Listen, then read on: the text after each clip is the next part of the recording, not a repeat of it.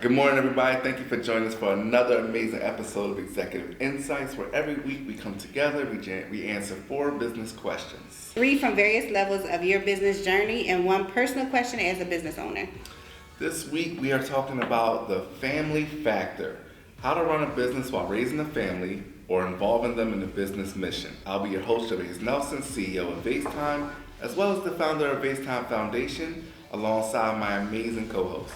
Hey y'all, I am Marie Rose, CEO of Rosebud Studios and founder of Rose Petals to Success. This question is for our aspiring entrepreneurs, those that are thinking about getting into business, starting a business.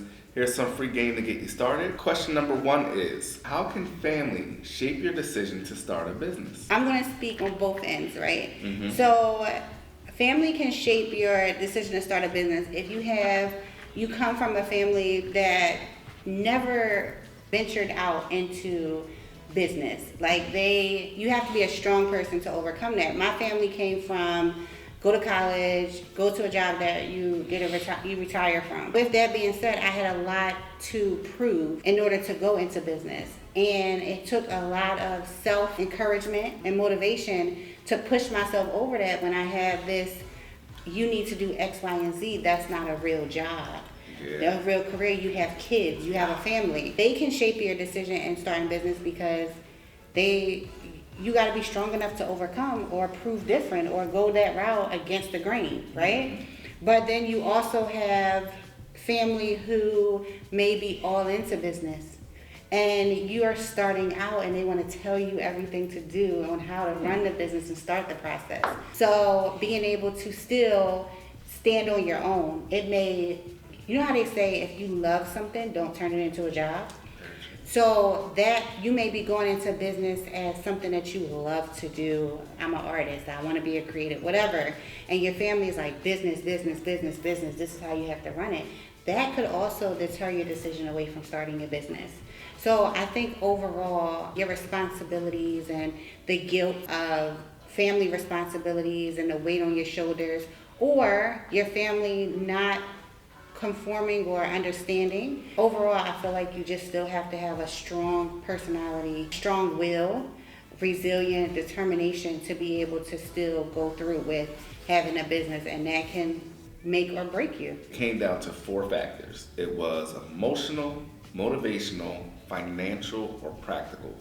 I kind of thought about it a little bit like, wow, that's kind of good. For me, it almost had like all of it.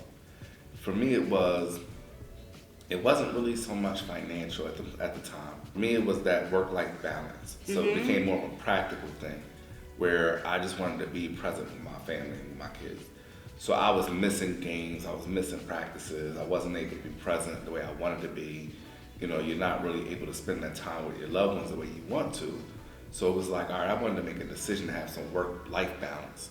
And then you kind of get that thing where a lot of people don't even realize that you have up to 2 hours of a commute every day just being in traffic. By the time you get home, you're looking at your kids, you're burnt out, you're stressed out, you're angry, you've been in traffic, people cutting you off, you're 9 to 5, you've been an emotional wreck all day. So I was like, even the emotional part, your boss is telling you you're not doing something right, the supervisor getting mad at you, one of the people that you work with are being annoying. So it's like you come home and you bring all that energy home to the house, and here it is, your kids did nothing to you but just wanted to see your face. And you just like, well, hold on, give me that minute. And we all say to them, like, I need that hour, I need that 15 minutes, I need that 20 minutes to get myself together. Or people say I sit in my car for 10 minutes to gather myself. And I was like tired of that, honestly. So I wanted to start my business to be work-life balance in the sense of more life and less work. So part 1 was, when you're getting ready to start the business, how do you start the business? Now you're in year 1, year 2. Go ahead, what's the question? What's one family sacrifice you didn't see coming? That is that 1 to 2 year mark, right? So go ahead, I'm going to let you. No, go for it. You roll it. Okay, so that's that 1 to 2 year mark where you are literally trying to understand, and the sacrifice I think is for your family to give you grace and understanding, which may not come. But that 1 to 2 years, you're trying to figure it out. I took this time off of my job because I want to attend all the games. I want to have family night. I don't want to bring the stress of my job into the home. And maybe the first year you're doing all of that. You're at every event, you're at home having family nights. But then halfway through that year, you realize your revenue needs to come in, which requires you to put in extra hours either at night or whenever around these family times for you to generate that revenue and put a system in place for you to have that lifestyle. So it's like a push and pull constantly for that time frame, because that sacrifice is your mental time that you need to put in it. We are not off. So we can't leave our job and look at it as a vacation time. Because we may think we have that grace period, like I feel like a leave of absence. And I did that. I took FMLA for my break in between, because I needed to wrap my mind around, okay, what is my new routine and what does this look like for my family? My responsibilities don't change. I am making a decision, and I'm big on my mindset is that my kids didn't choose this, I chose it. So no matter how difficult my job is, no matter how much I put into my schedule, I chose the job, I chose the task, I chose the schedule. They didn't. So my job is to make sure I nurture their schedules and nurture the life I chose for them, and I take care of whatever I need to on my side. I can't ask them to sacrifice something they didn't choose. I think it's two things that happened. For my family in the house, I didn't realize how instrumental they were going to be in my survival phase. You know what I'm saying? Kind of like what you were saying. I started the business, like I was saying, in one, which was I wanted to be present with them. You know what I'm saying? I didn't realize they were going to become the team. I didn't realize they were going to become the bookkeepers, the marketing, the everything, with little to no pay.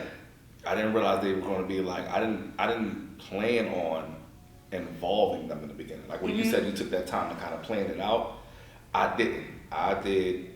It was a side hustle.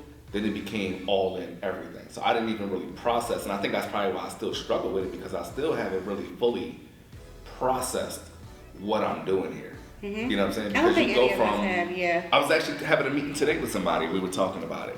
I don't think any business owner really processes what they're doing because you're in it. And I was like, which is, hey, that's a gem in itself. You don't know what you're doing. You have not processed what you're doing, but you're doing it day by day, minute by minute, and you're making the best of every situation that comes your way. So when my kids would come to me with different things, I'm like, dude, I need you.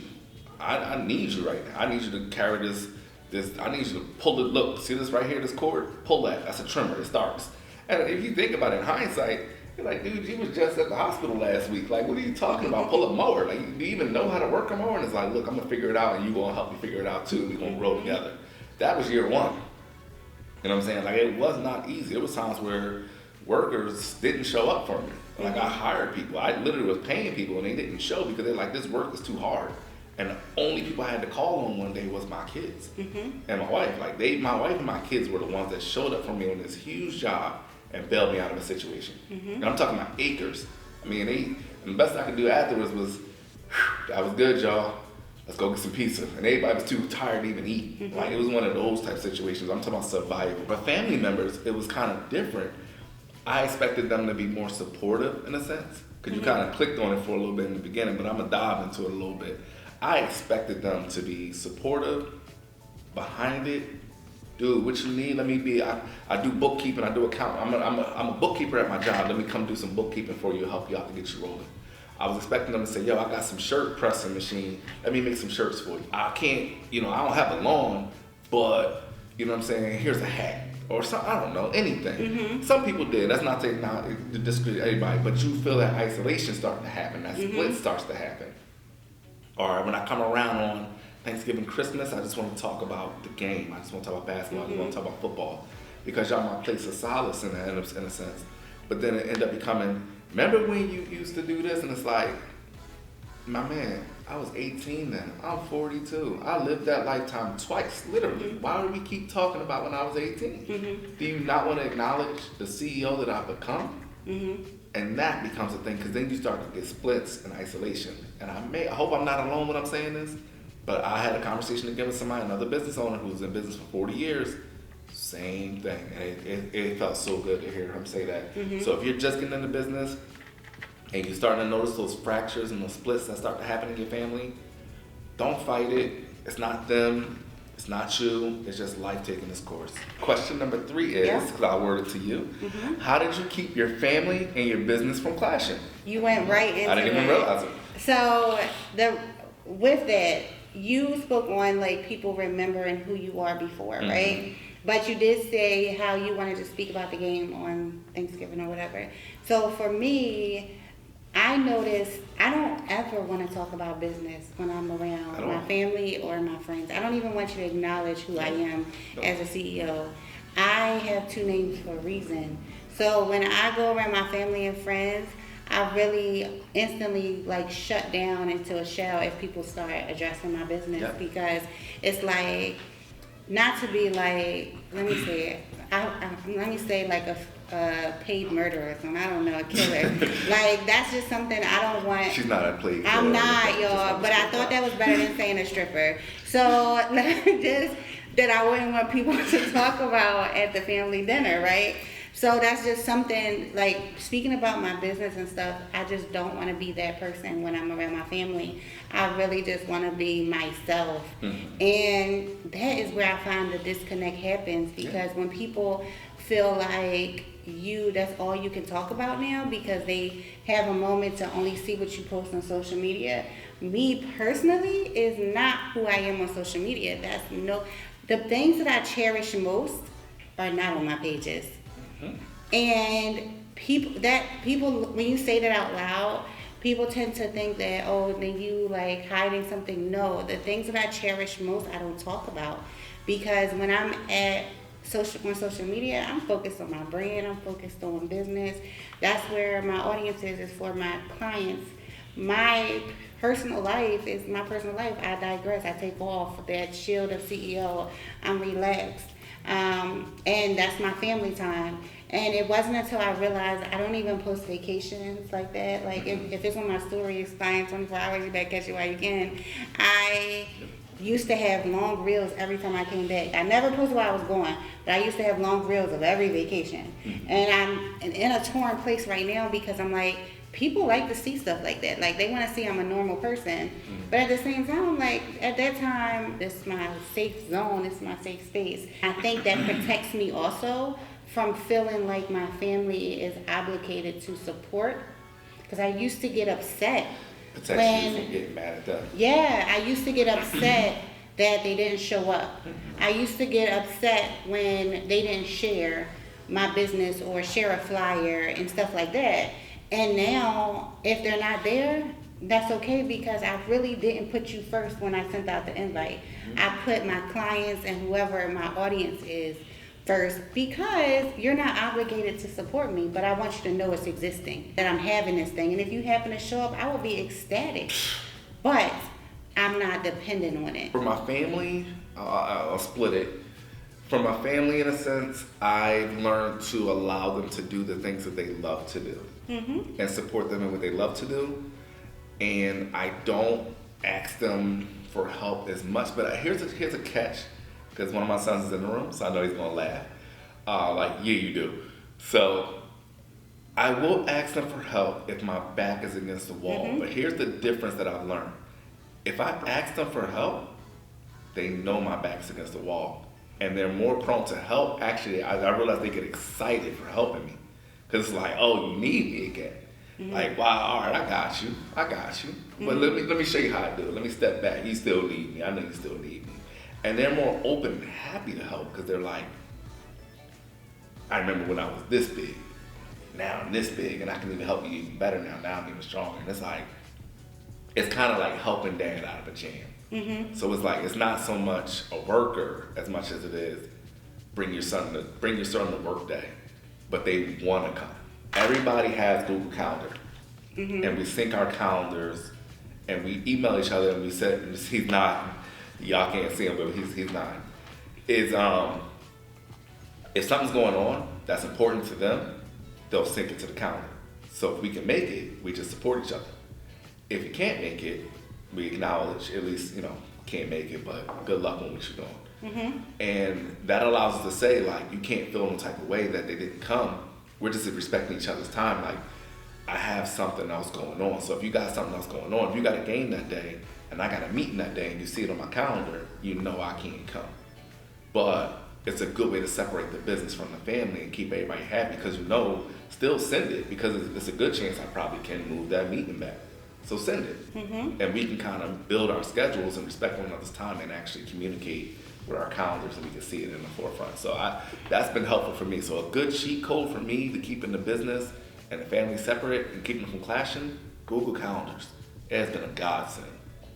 You can literally see everybody's day, what everybody got going on, what everybody got coming up, and it's just worked really, really awesome for us. Question number 4 is, what lesson has your family taught you that changed how you lead? That everyone learns different and everyone takes what I say differently. I have 4 sons. I can say one thing one time and it's gonna have 4 different interpretations, 4 completely different emotional balances. And I had to learn that, because it's like I said it, you heard me say it, you was in the room while I said it, where one kid may get distraught behind what I said. Mm-hmm. I just don't like the way he said it, the tone in which he said it. And the other one's like, the tone was fine. And then the other one's like, I didn't really hear what he said. And the other one's like, I was just following y'all. So it's like, you know what I mean, I'm getting 4 different emotional responses. And then, well, it's like, well, show me how to do it. The other one's like, don't show me how to do it, let me figure it out. The other one's like, I can do it, I just want to figure out how to do it. Or is it a book on how to do it? I watched it on YouTube, I saw YouTube how to do it. And it's like, are we all in the same house? Like, what is going on with y'all? But it taught me that I could say one thing one time with one expectancy, and 4 different people are going to interpret 4 different ways. Well, the same thing happens as a boss and as a CEO. Mm-hmm. You can have 4 employees. You could say, do this way. 4 people are going to interpret that completely different as to how that should look, what it should look like. Some people need you to spell it out for them. Some people, that one brief sentence was enough. Mm-hmm. Some people can get upset behind it. Some people won't want to sit down over it and comprehend and think about, well, what did he mean by that? And some people just like, yeah, let's get it, bro. I know what you meant. So it's like, that for me taught me that I have to spend more time getting to know my people. Mm-hmm. And I have to understand my people better to understand what's the best way to communicate to them, what's the proper tone to use, do I have to spell it out for them? Can I just say it in one sentence without insulting them? Because some people you can spell it out for them and they start feeling insulted, like, I'm not slow, you said it one time, I got it. Some people you have to spell it out. Mm-hmm. And I kind of carry that over until, you know, how I parent is kind of how I employ and how I engage as a business owner.